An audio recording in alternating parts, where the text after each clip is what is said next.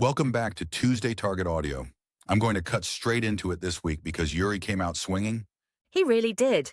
The opening line alone, every legacy talking head sweating through their tailored suits. You can feel the energy. And the core thesis is sharp. Systematic funds have dumped almost $200 billion of global equities over the past month. They're now sitting on nearly $50 billion in shorts. That's approaching the Liberation Day extremes from last April. Which means the marginal seller has essentially vanished. There's almost nobody left to push equities lower from the algorithmic side.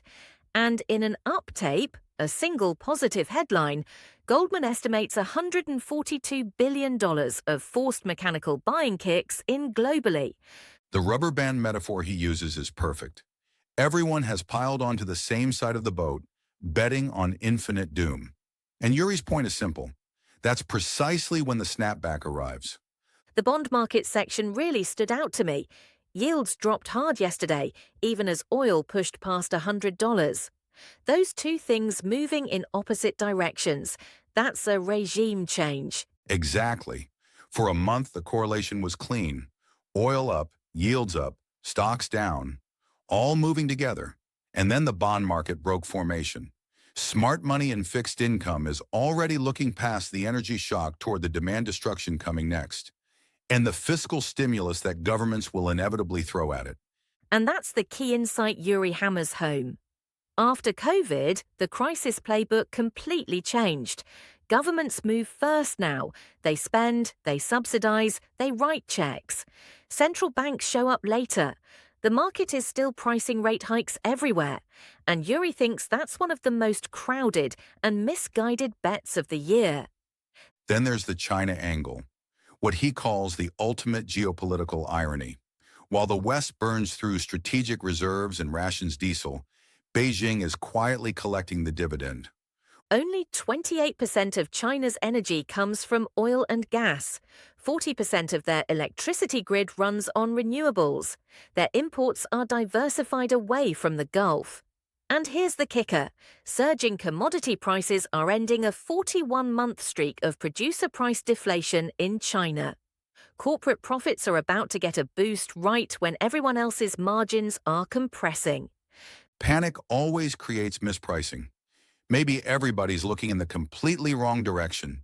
That's pure Yuri. Moving through the rest of the letter, a few things jumped out. The private credit section is important. Legacy media keeps screaming subprime 2.0, and Yuri points out the mechanics differ entirely. These funds can gate redemptions, which prevents the kind of instant liquidity cascade we saw in 2008. Capital gets trapped. Assets deteriorate slowly behind closed doors. Painful for investors, yes. Systemically contagious, unlikely. The grind lower volatility trap was clever too. Everyone overpaying for crash protection while the market bleeds slowly. Expensive puts become worthless when the decline is this gradual. The pace matters more than the direction when you're trading options. And the week ahead is a minefield. Consumer confidence today, Tuesday, ADP and ISM Wednesday, and then non-farm payrolls dropping on Good Friday, with equity markets closed. Any ugly surprise sits over the entire long weekend with zero ability to trade it. Finally, the options trade this week. Yuri targets NextEra Energy, a call debit spread with about 170 days to expiration. The thesis ties directly into the AI infrastructure build-out.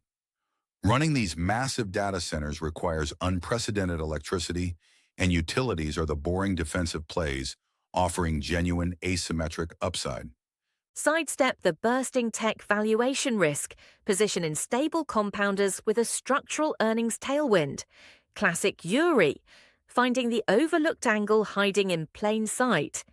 That's Tuesday Target 14.